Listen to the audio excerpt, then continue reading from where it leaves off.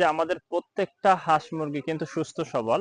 এদেরকে আমি কোনো প্রকার টিকা কিন্তু দেইনি। একেবারে ঘরোয়া পরিবেশে, গ্রামীণ পরিবেশে এরা লালন পালন হচ্ছে। আমাদের এই ছোট্ট খামারে নতুন করে আরো ৪ জন সদস্য যুক্ত হয়েছে। আর তাদের জন্য তৈরি করা হচ্ছে সুন্দর এই ঘরটি।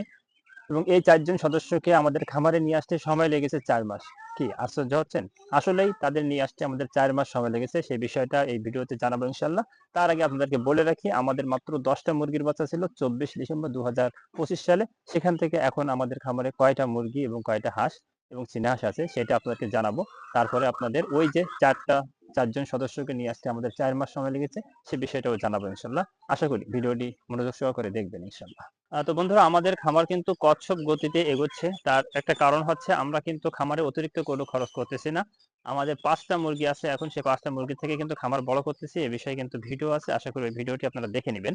তো সর্বপ্রথম ২০২৫ সালের ২৪শে ডিসেম্বর ১০ টা মুরগির বাচ্চা কিনি। সেখান থেকে কিন্তু ৫ টা মুরগি হয় এবং ৫ টা হচ্ছে মোরগ হয়। সবগুলো আল্লাহর রহমতে সুস্থ সবল ছিল। তো ৫ টা মুরগির থেকে আমাদের কিন্তু ৫ টাই মুরগি এখন আছে। যদিও আমাদের একটা পুরাতন মুরগি আছে এইটা। এটা বাদে মানে এইটা সহ আমাদের মুরগি ছিল হচ্ছে ৬ টা। হঠাৎ করে একটা মুরগি অসুস্থ হয়। তো অসুস্থ হওয়ার পরে সেই মুরগিটা আমরা কি করেছি দ্রুততার সঙ্গে, সেই বিষয় নিয়ে একটা ভিডিও আছে। আশা করি এই ভিডিওটাও দেখবেন ইনশাআল্লাহ।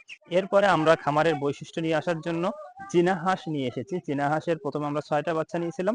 সেই ৬ টা বাচ্চাই কিন্তু সুস্থ আছে। এই যে বড়, বড় দেখেন এখানে ১ টা, ২ টা, ৩ টা, ৪ টা, এই যে ৫ টা এবং এপাশে একটা আছে ৬ টা। এই যে কই, এই যে ৬ টা। এর চেয়ে এক সাইজের ছোট বাচ্চা কিন্তু আছে হলো ৭ টা। সবকিছুই কিন্তু আল্লাহর রহমতে সুস্থ আছে। তাহলে আমরা যদি হিসাব করি, চীনা হাঁস বড় আছে ৬ টা, ছোট আছে হচ্ছে ৭ টা, ১৩ টা। আর আমাদের এই যে একমাত্র মোরগ এইখানে আছে।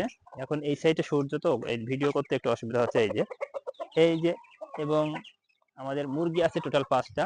এইখানে হচ্ছে আপনার ৩ টা আছে, এই একটা। আরেকটা হয়তো বাইরে কোথাও আছে যেহেতু ছেড়ে দেওয়া থাকে। এইখান থেকে আমাদের নতুন যে সদস্য যুক্ত হয়েছে, সেই নতুন সদস্য হচ্ছে আলাদা। আমরা খামারের বৈচিত্র্য নিয়ে আসার জন্য কিন্তু আস্তে, আস্তে করে সব রকম হাঁস মুরগি নিয়ে আসতেছি। এইখানে দেখেন এই যে ৪ টা পাতি হাঁস বা ক্যাম্বেল হাঁস, এটা কিন্তু আমাদের খামারে নতুন করে যোগ হয়েছে। এরা নতুন, এইজন্য ভয় পাচ্ছে একটু। এদেরকে নিয়ে আসার পেছনে একটা লম্বা কাহিনী আছে, সেটা আমি সংক্ষেপে বলতেছি। আমরা এখান থেকে ৪ মাস আগে আমার ওয়াইফ তার আম্মুকে বলছিল, অর্থাৎ আমার শাশুড়িকে বলেছিল যে, "আম্মু, আমাদের কয়েকটা ডিম দিলে আমরা ইনকিউবেটর থেকে ফুটিয়ে নেব।" তো আমার শাশুড়ি বলল যে, "না, আমি বাচ্চা দেব।" তো সেই বাচ্চা আমাদেরকে দেবে, দেবে মানে আজকে দেয়, কালকে দেয়, একটু বড় করে দেবে। এরকম করতে, করতে কিন্তু ২ দিন আগে এইগুলা নিয়ে আসছে এবং আজকে কিন্তু আমরা এদের ১ম বারের মতন ছেড়ে দিয়েছিলাম এবং আমরা একটুখানি দেখাই, এইখান থেকে আমরা হাঁস পালন করার জন্য কিন্তু এই পাশে যে জায়গাটা আছে, এই জায়গাটা নির্বাচিত করছি এবং এই জায়গাটায় কিন্তু বেশ কিছু হাঁস থাকে আশপাশের মানুষের এবং এখানে কিন্তু এই জায়গাটা কিন্তু আমাদের জায়গা আল্লাহর রহমতে। এবং এই পুরা জায়গাটায় আমরা হাঁস পুষবো। এই জায়গা অনুযায়ী যতটুকু হাঁস পোষা যায়। তবে আমরা কিন্তু কোনো প্রকার হাঁসের পিছনে আর নতুন করে টাকা খরচ করব না। এইখানে যে হাঁস ৪ টা আছে, এই হাঁসগুলা থেকেই আমরা আস্তে, আস্তে বৃদ্ধি করব। এখন হচ্ছে আমরা হিসাব দিয়েছিলাম যে ওইখানে হচ্ছে আপনার ১৩ টা আছে আমাদের চীনা হাঁস, তার সাথে ৬ টা মুরগি, ১৩ আর ৬ হচ্ছে ১৯। আর তার সাথে দেখেন এখানে শৌখিন মুরগি আছে হচ্ছে ৫ টা। ১৯ আর ৫ হচ্ছে ২৪। আর তার সঙ্গে যুক্ত হয়েছে আরো ৪ টা পাতি হাঁস। সব মিলে এই মুহূর্তে আমাদের খামারের সদস্য সংখ্যা হচ্ছে ২৮ জন। তো বন্ধুরা, আপনারা যদি খেয়াল করেন তো দেখবেন যে আমাদের প্রত্যেকটা হাঁস মুরগি কিন্তু সুস্থ সবল। এদেরকে আমি কোনো প্রকার টিকা কিন্তু দেইনি। একেবারে ঘরোয়া পরিবেশে, গ্রামীণ পরিবেশে এরা লালন পালন হচ্ছে।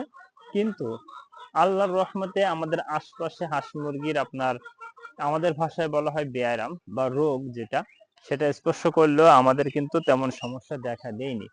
এবং হঠাৎ করে যে মুরগিটা অসুস্থ হয়েছিল, ওই মুরগিটা কিন্তু আপনার স্ট্রোক করছিল পর্যাপ্ত গরমের কারণে, যেটা বুঝলাম।